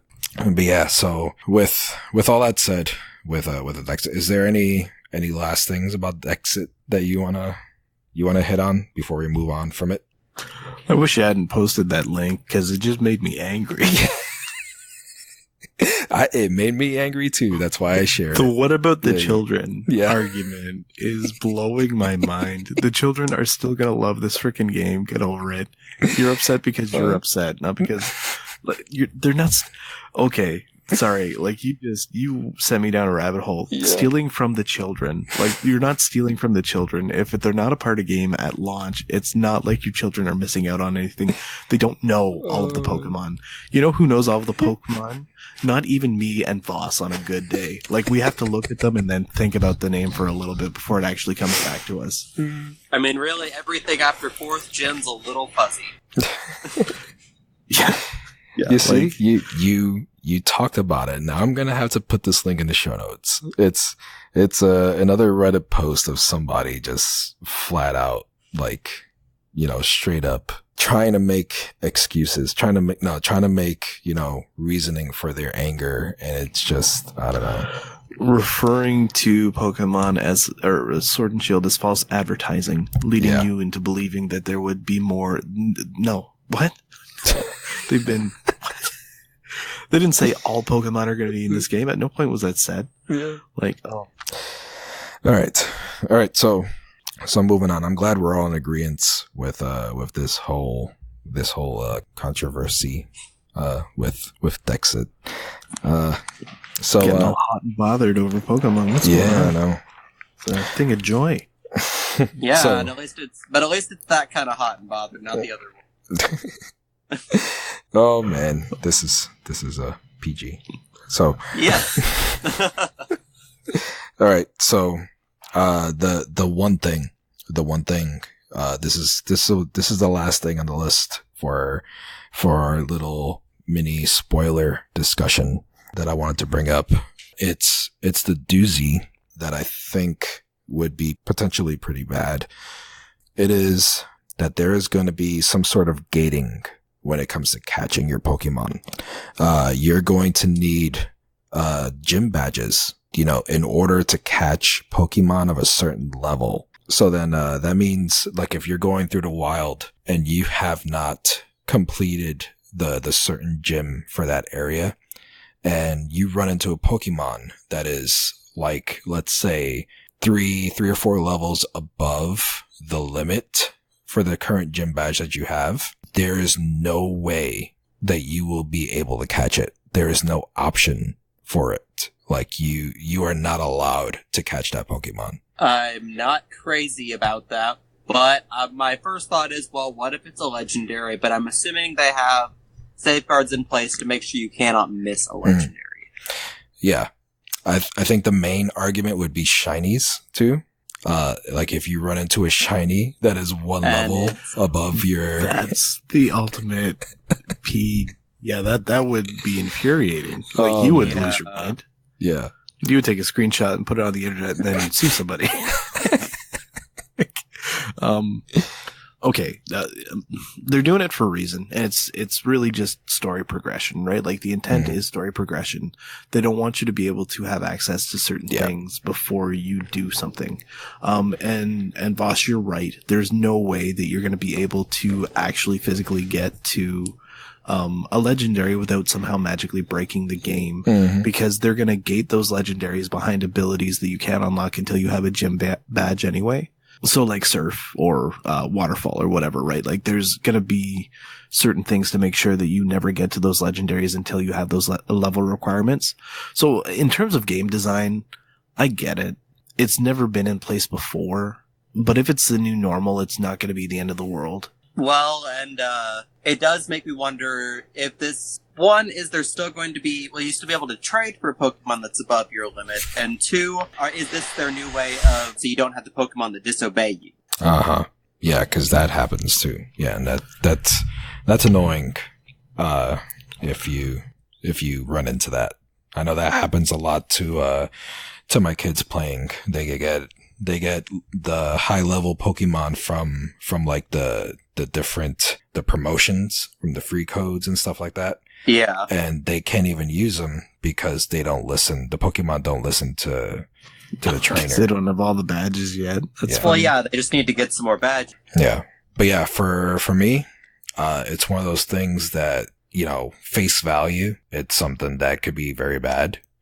But at the same time, like you said, Chase, it's a matter of story progression. So basically, if you play the game and you mainline the story, there won't be any problem. There won't be any issue. You'll go through the story at whatever pace you're doing, just go straight through and don't go deviating. Don't go, shiny hunting or anything. And you'll be fine. After the main story. Yeah. Just stick to the story, finish it, and you'll be fine. You finish all the gyms. You'll be the high level. And you won't have to worry about running into anything over your level because, you'll be there. So. Yeah, you can see the intent of the design there, right? Like it's visible, but I can see how it would aggravate some people. And then the argument would be, how dare they gate our children? We've already stolen all the Pokemon from them. How dare they gate them? Kids aren't going to notice it most of the time. And so that's it, right? Yeah. They won't. It's not going to matter. That is true. Yeah, it's so weird because we're at that point where we're discussing a thing made for kids that like so many people have grown up with, so now they feel entitled to complain about it. Yeah, I'll tell you, my kids, if that would have happened to them, if they were playing and they came across a Pokemon that was too high level and they couldn't catch it, they'll be like, why can't I catch it? And then they'll back out and they'll go on with their day. Yeah. And it's not like that one's not going to show up again later unless, the shiny or it's what, sorry, like again, just, it's starting to get me a little angry. I think it would only suck. Like I hope it's just a hard stop, so you're not like wasting Pokeballs, right? Like it just won't let you do it. No. It does not give you the option to catch. Okay. I don't like it, but we'll see how it goes. It's too early for me to really pass judgment. But okay, and I think this might also be an intentional design to keep you from catching Pokemon that would misbehave, right? Like both Los, you and Voss have both touched base on this, but like if you don't have the badge that covers Pokemon behaving, because like it's a mechanic, but in the game, if you have the right badge, all the Pokemon up to a certain level will listen to you. So for anybody who's never played Pokemon, and if you've gotten this far, thank you. Maybe the intent is to keep you from catching those overpowered Pokemon, because a pretty popular tactic is some people will go and get like over-leveled Pokemon. Like you just go with like a Master Ball or whatever. Well, not Master Ball. That'd be a ridiculous waste. But like, you know, you just do a Quick Ball or an Ultra Ball and you just sort of throw it out there and catch the Pokemon quick, even though you probably shouldn't even be fighting it. And then use that to trounce a gym. Yeah, that was my thing that I was about to say too, that it's probably preventing you from doing it because of that. Because, you know, you get a Pokemon that is a little stronger than what you're doing, then forget about it. You're just like essentially breaking the game. So yeah, basically. Yeah. That's a strong term, but that's yeah. Yeah. Game in the game. And I mean, that's an advanced tactic. The average player is not going to pursue that, but somebody who might have been playing the game for the last 20 years. So I can see where some people are getting a little salty, but you know, just play the game. Seriously. That's what it all boils down to. Everybody complaining about this. It's like these other people that, you know, turn it on and they go exploring, trying to do whatever about the storyline. They don't want to deal with it. But I don't know, there's a lot of people with a lot of opinions that I just don't care about. I don't like, it's just shut up and enjoy the game that you're going to be getting. And as we've seen with pretty much every game since the complaining trend has come into effect, the majority of the complainers are still going to turn around and buy the game. Yeah, that is the funny part, isn't it? Yeah, it's and this not is going to affect the sales whatsoever. Yeah, very good point. And this is like without hands-on, like the amount of speculation and rage for a game that hasn't dropped and people haven't touched, right? Like we're working off of like potential stream information and just like early, not even reviews, because reviews haven't been released. Like this isn't out of NDA yet, right? So like the non-disclosure, nobody has released a review of this game yet. Yeah. So this is all still just speculation. I mean, not accurate speculation. I'm pretty sure the Pokedex thing is legitimate. Yeah. Like these are all just leaks that have spiraled into internet rage. Yeah, this is coming from somebody out there is streaming the game somehow, and I don't know how they're able to do it, but everybody in this Reddit that's going on right now, in the Pokemon Reddit, it is the official Pokemon Reddit, like the main one, and everybody is talking about the streamer that's doing it, and it's like, first of all, I don't know how they're able to stream it without getting a knock on the door by Nintendo themselves, you know? But it's like, all right, I think I gotta go to the doctor because I lost my train of thought again. It's okay. I think it's the weekend. The weekend really messed me up. It's been a long weekend. You know what? We've hit a lot of things. We got through all the major controversies with a game that hasn't even been released yet. I think we're doing good. Yeah. So yeah. Yep. Okay. Yep. Do you want to move on from Sword and Shield? We got so much we could talk about, or we can start wrapping things up. I remember what I was going to say now. It was when you were talking about the stuff with the people complaining about all the stuff going on. This is all from leaks that have to do with a game that's not out yet. It's coming out this Friday, the 17th, the 18th?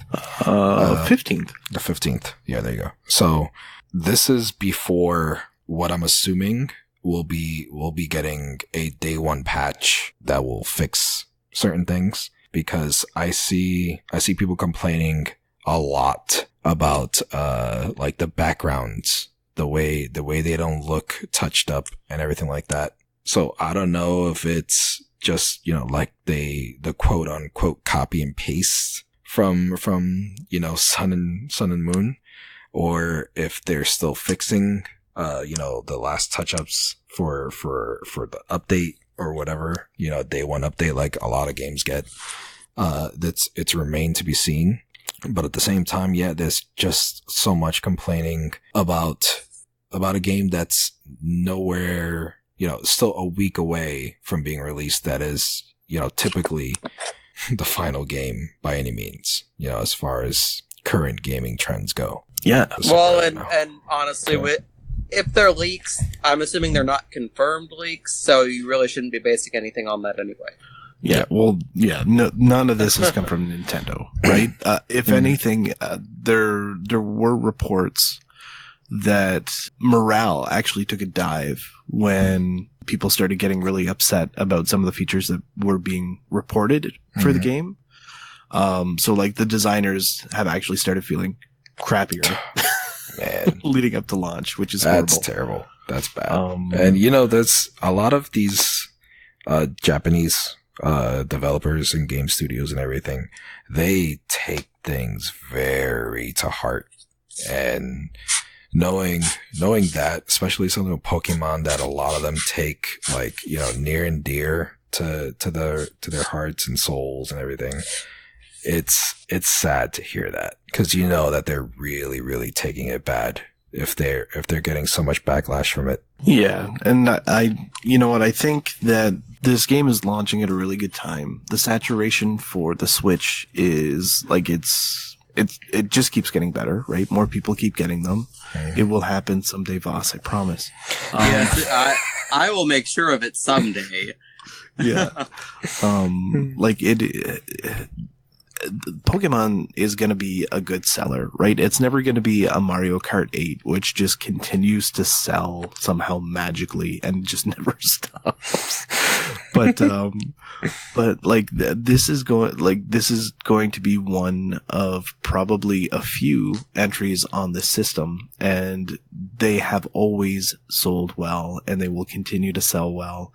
More importantly, the TV show is still going, and this is something that we always lose track of, because again, we're adults, but like this game is made for kids.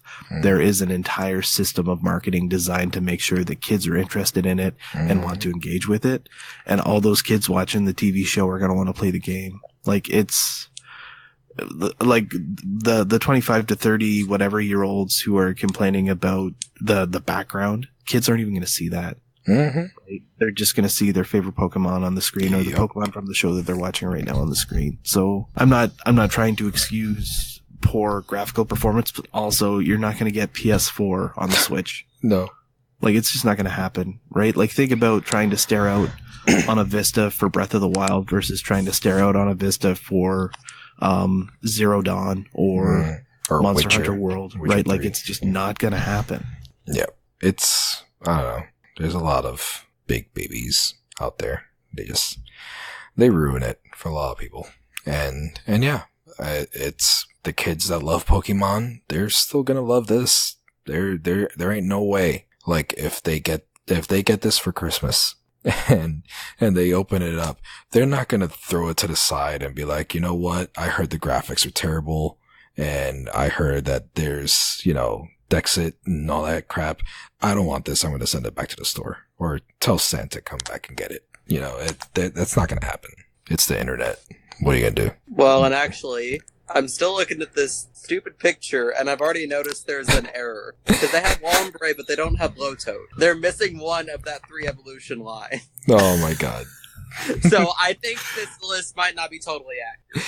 There you go. Debunked. Yeah, there you go. We're getting mad. We're getting mad about a mistake. Crazy. Hey, crazy. The internet got something wrong. So go. Let's move on. Let's go ahead and finish with Sword and Shield. Is there something that you wanna you want to leave it with, basically, I think the bulk of our Sword and Shield talk was this little spoiler thing. So I think we're done with the spoilers now. I'll go ahead and say that this is the cutoff for it. If there's anything you want to add about Sword and Shield before moving on from it, go ahead. If you want to, just touch on what you're excited about, what is going on. Let's say we have 20 minutes left. Let's make this about a 2-hour show. So sounds good. So is there anything else regarding Sword and Shield? Like which one are you going to go with, Chase? And when the hell are you going to get a Switch, Vos? I'll let Vos go first. I don't know. I tend, because every time they release a set with the one they call first, with red and blue, I got red. With gold and silver, I got gold. Ruby and sapphire, actually went with sapphire. Diamond and pearl, I went diamond. So I'm thinking just to, I'm going to go for the set. I'm probably going to go for shield just because it's the set, and I always do the first. All right. And when the hell I'm going to get a Switch has to do with whenever I can get the damn house done. And then, because once that's done, I get in, we can, get a mortgage on the damn thing, get ourselves out of some freaking debt, and then maybe I'll have a spare $300 to drop on a Switch. So you want to go, you're going to go full Switch. You're not going to go for the Switch Lite? No. Even if I do mainly go play it as handheld mode, which a lot of the times with the Wii U I did, I need that option to put it on the TV because my fiance, I know, has interest in Let's Go because he likes first gen, only first gen. And so he's going to want to play that on the big screen. Will not do anything hand. Yep, that's a good reason. It's real nice to have the option to go. The Switch Lite is an amazing little thing. I'm looking forward to hopefully getting one soon. I wanna pick one up. If it was up to me, I would go grab one right now. But yeah, I know the kids, we were able to pick it up for them. So it's gonna be in the house at least. So it's gonna be awesome to see and look at and all that stuff. But to have the functionality of the playing on the screen, I would say you definitely need that. That is a necessity. It's an awesome feature to go back and forth between handheld and TV. So yeah, if anybody wants to donate money to the GoFundMe for Vos for his Switch, maybe we could do that. I don't know. I'm just kidding. Don't say I would not be opposed to that, but I would also not feel great about it. Yeah, don't. There are probably better things you could spend money on. Oh man, trust me, I know there's a lot of people that listen to us that have huge hearts and they would probably be okay with that. So I would not be surprised either way if somebody actually goes with that, but I'm not legit saying, hey, let's get money together. But, if it was me, if I did have the money, I would totally get you a Switch just to pay you back for all the Pokemon you've given to me and my kid. And not to try to talk anyone out of some generosity, but I work like 65 hours a week and I've got an hour drive to and from work. I probably don't have time for a Switch right now anyway. Wow. There you go. Well, I wish you would. So I would love to have one, but I probably can't use it right now. Yep. That's basically life defined right there. I don't have an hour to drive to work. I don't have work at all, but I hardly have time to play anything. So it's not. Well, you have kids. That is work. Yeah.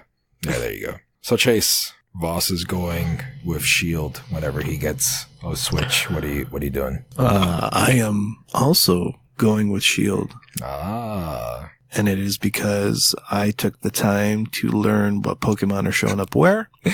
I want me a My Little Pony Galleon Little Pony, and I'm going to get that thing. Also, there's a specific psychic Pokemon that is coming over from, I think, Black and White. It's the little gooey one, and I like playing with him. Yeah, so instead of like the little goth little goth Lolita. Oh, goth alien, yeah. Yeah. You get the little gooey dude who's just like a little skeleton in gel. It's pretty funny. He evolves. He's so awesome. And actually the high res renders of him look really, really good. So like it's because the choice is kind of arbitrary. I say And you can trade and get the other one. yeah. But like I like having access to the stuff that I want or that I know that I'm going to want. And I know that I'm going to want to have that psychic guy. I know that I'm going to want to experiment with the new pony. New psychic pony. Solosis is the one you're thinking of. Yeah, Solosis. You got it. I'm looking at the difference now, and honestly, there's maybe 10 Pokemon that's exclusive to one version. It's not major.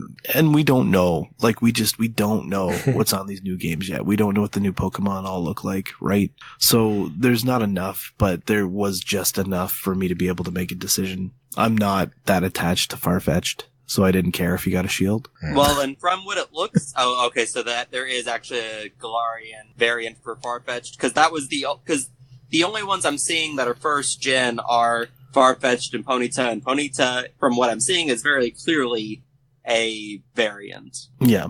And Farfetch'd, it's not so much a variant as it is a variant evolution. So like you can evolve Farfetch'd into, I think, what is it, Surfletch'd? Okay, yeah, I remember seeing something about that. I know that they added an evolution to Linoon, the evolution of Zigzagoon. Yeah, and it looks like it's going to be dark, and then also you get top hats on your Weezing. That is not what most people are calling it. Yeah, I'm going to call it a top hat, because that's better, and it's so much more PG. But yeah, it's the Pokemon. They were going for a smokestack, they're just thinking, but people are thinking a different kind of smoke. Oh dear. That is what happens when it's not children playing the game. Yeah. Okay, so, Los, what do you want to go for? Are you going to go for Sword, or are you going to go for Shield? I am going, with Shield. That makes 3 of us going with Shield. It's wow. It's one of those things I did not research. That I guess that would have been the smart thing to do. I didn't want to get too far into it, because then, generally, as far as this goes, Sword and Shield in general, I was trying very hard to try and stay spoiler free and just, get into it when I get into it. But, since you said you researched it, I think Vos, you said you had it pulled up. I'm assuming. Yeah, I just linked it. Sweet. So I'm assuming, Shield has the cooler looking Pokemon, like, that are exclusive. Honestly, okay, if we're gonna go for exclusives, okay, Sword has Farfetch, Gothita, whatever, Dano, Turtonator, Jangmo-O, and obviously their evolution lines. Holy crap, Dano's still in there? Yeah, so like the Dark Dragon. Yeah. Dark Dragon from 5th gen. Shield has Ponyta, Larvitar, Solosis, Volibee, Goomy, and Drampa. That's literally it. That's the only differences as far as that we know, right? That we know, because we don't know the true. in-game differences yet. So like the new Pokemon that might be coming out. Yeah. Yeah, there will be new ones that are going to be version 2, so that is true. I felt bad for going with Shield because of Dino, but I see. You can trade and get them, it's fine. Yeah, I see. Yeah, you're going to have access to Tyrantars. Like, you will be able to trade for anything. You will be fine. Yep. Everybody loves those guys. You'll have access to the Ponyta variant, so everybody will want that too. Yep. Yeah, my decision was based on the legendaries. I like the shield looking legendary better than the sword. I think the whole sword in the mouth thing looks pretty dumb. but yeah, that's just me. Would it surprise you to learn that Sword is selling almost double to Shield right now? Get out of here, really? Yeah, I would believe it. Sword is selling incredibly well, and Shield is underselling by almost half. Well, look at that. That's kind of the reason I was leaning towards Shield, because it's always the second one that gets left in the dust, which is why when I got in Sun and Moon, I went Sun, but then went Ultra Moon. Yeah. So that way, I've got the second one, and that way, I've got the contrasting versions, more or less. Yeah, so there you go. So I'll put that link in the show notes too for the exclusive Pokemon. So yeah, that's good to know. that we're all on the same page there. We've all been planning. Some of us more than others, but we've all been planning. All right. So is there anything else that we're going to hit on? Probably looking at 10 minutes or less here. We can go like really highbrow and just be like, what is one thing that you really like about Pokemon to close it? Because we did have a bit of salt in the middle there. Yeah. I don't know. The salt wasn't with the franchise; it was with the fans. Yeah. Yeah, that's a good point. Or we can just like talk favorite entry and why. Although you don't have a lot behind you. Although, like, I don't know. I feel like these games do just keep getting better as they go on. Yeah, they do. They keep adding, and even if they take stuff away, it's always gonna be moving up, rather than down, because they're so far up now, like, as far as how things work and everything, that it's gonna be hard to backtrack. So it's especially now on the Switch, where they're like, going into the untapped market of putting that core Pokemon game on a home console. So it's going to be like, a whole different monster that's going to be cool to get into. Well, I mean, no, it's okay. Vos can speak to this a little bit more because, having played Coliseum, I played Stadium for 64, way back in the day, but I never touched Coliseum because I think I didn't have the system. Yeah, GameCube. Yeah, but like instead of leaning into pushing Pokemon to be exclusively on that for a while, they let Pokemon continue to endure on handhelds and flourish on handhelds. But now, because there is no other system, and because the Switch is both on TV and handheld, like it's just such a weird world that we live in where we're seeing this shift. And like I'm excited for it. Because then it means like you get mainline high quality. The handheld games have always been stellar, right? But now you get like that attention to detail for a main console game. And so for me, that's really exciting. And I think you can already see it. I think that some people were a little too excited for what you're gonna get. But, in terms of mechanics and how this thing's going to play and like how easy it's going to be to trade, I don't know how you can improve on Sun and Moon, but I bet you they will. I bet you they'll figure something out. Like it's not hard to just get into a fight. In Sun and Moon, I think it'll be even easier in Sword and Shield, and it will probably be very easy to just find your friends. I bet you it'll all just link up to your actual like friends on the Switch. And aside from looking for your friend code, which is not that hard anymore, I think that things just keep getting better. So it's hard for me to be negative about Pokemon moving forward. People were worried that Let's Go was going to be the new normal, but we all knew this main line was coming. Yeah, I'm just excited. I'm just excited. So yeah, I'm happy. hoping that trading is not that difficult, because I know with Let's Go it wasn't based on friends or codes or anything. It was based on a code, but it was like a code that you input. Yeah. And other people could drop in. It was so weird. Yeah, it was. I remember I traded with Chaffee. Chaffee, you still have my Mew, and that's the reason why I haven't finished Let's Go, actually. Because Do I have your Mew? Huh? Who took your Mew? Chaffee. Oh, Chaffee. Yeah, Chaffee took it. And he said that he sold it. And I'm hoping he's lying. But yeah, I remember I was playing Let's Go and I was all into it.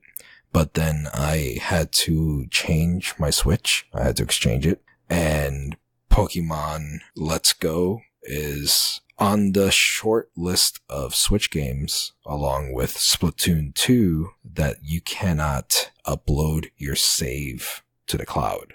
And you cannot, have. And it's not saved to the cartridge, and it's which not. is I'm not crazy about.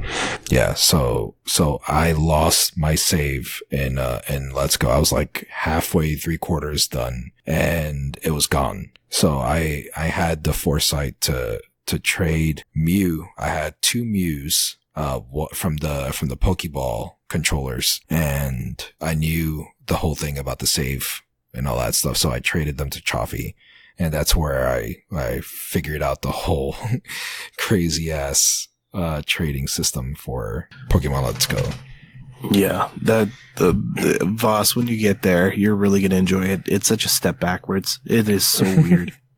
It's like you choose 3 Pokemon code, so you have a number of Pokemon that you can choose from, and like that's the code for your room that you set up. But if anybody else is using that same code, you just interface with them instead. It's so messy. Is it kind of like with Pokemon Go and the raid battles, how you have like you get into a raid and you have the Pikachu, Squirtle, and that's your Yes. Okay, just like that. Yeah, it was me and Chaffee talking on the phone. Like, we had to call each other, and it was like, okay, this is a code. And then we were in the room. It's like, okay, I'm moving this. Can you see this? Oh, okay, it's you. It's good. Yeah, it's a nightmare. It's so weird. Like, why there was a functional trading system in Sun and Moon, just port it. Like, just take it. All right. I think, close it out since I brought up selling Pokemon. Let's touch on the black market. And just say real quick, have we ever bought any Pokemon to, like, with actual real money to have in our system, in our games? Yes. No. Yes. No. All right. What did you buy, Chase? I bought a shiny Japanese Ditto that was all IVs, so all of its intrinsic values were like maxed out. So it is like the perfect breeding Pokemon. I can breed anything with it. There's even a chance it might breed a shiny. Because it's a different region and it's a shiny itself. Mm-hmm. And it makes love to anything. And how much did you pay for this incredible love-making Ditto? I think it was 15 to 20 Canadian? Yeah. It wasn't bad. It was reasonable. Man. Yeah, I think I paid like $15, I think. And it was for, I think it was all of the mythical, like all the mythical Pokemon. 15 for all of them. That's very good. Because I've been looking at a Hoopa, because that's the only one I don't actually have. I just traded to get the Dex entry. But I don't know. I think you traded with me because I've got one. 90% sure it was you. Yeah. Yeah, it was for Hoopa because the kid wanted Hoopa, and I was trying to look and see, and there was a few that I was missing on top of that. So I was like, let me just do this. Hoopa's the only one I'm actually missing, and I can't make it. Yeah. Yeah, it was one of those things that I saw it was a thing, and I was like, let me just do it. So I paid it, and then the guy contacted me, and he was like, hey, what's your friend code? And like it was very back alley, kind of middle of the night exchange. Oh yeah, it's dark. It is so dark and weird. And then you have it, and you're like, do I really have it? Yeah. Dude, I've got it. And then you wonder where this Pokemon has been. What has he seen? Ever touched the internet? Will I blow up? Yeah. Oh man, it's so bad. But yeah, we've done it. We've done. I feel like me and Chase, we've seen some stuff now. Voss is still clean and pure, and here we are all dirty. I don't know. I mean, I never paid for anything, but I did do some back alley stuff myself. Yeah, Voss has manipulated the code. I made my own back alley stuff. Do you wanna just like say real quick what you've done? Like your freaking mad scientist skills? Oh, it's not that crazy. I've got a flash cart for my DS, so I can create a shiny with perfect everything as long as it's 5th gen or above. So I can breed whatever if I can find it in the wild and catch it, which is what I have to do for Ditto, obviously. It's a nice ability to have.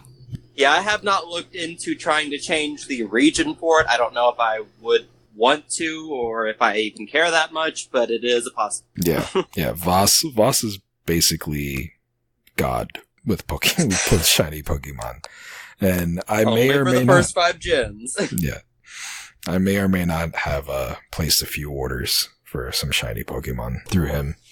All right, so yeah, if you want to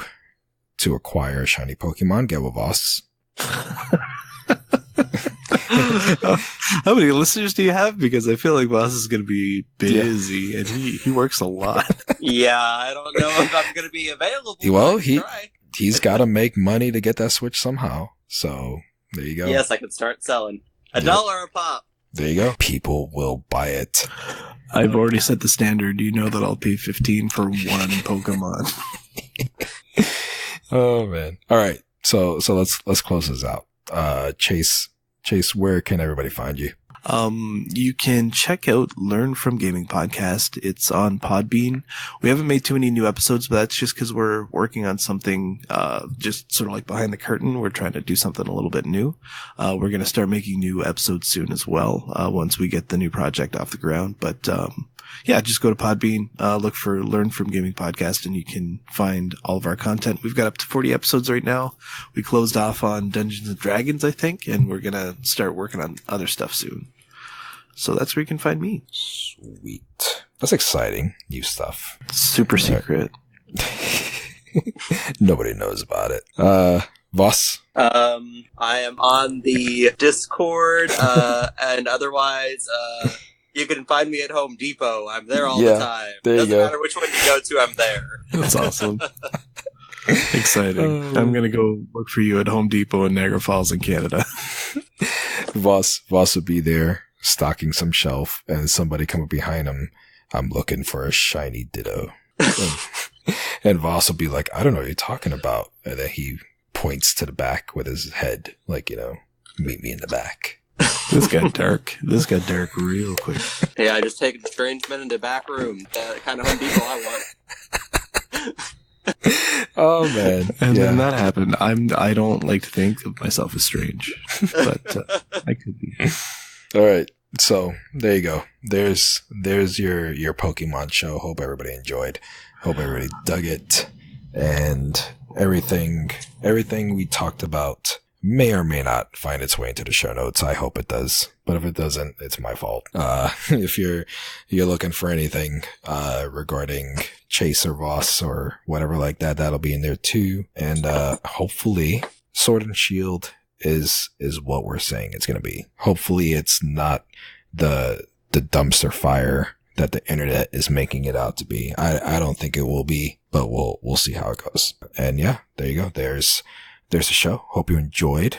Have a good week. Enjoy your Pokemans and go catch them all. Go ahead. Well, whatever you can, because Dexit and everything, but whatever. Go catch the majority of them. That's a new slogan. I like it. I like it too. Yeah, Pokemon Ring coming out next. Oh gosh, that ring game with Pokemon. Pokemon Battle Axe. All right, we out. Peace.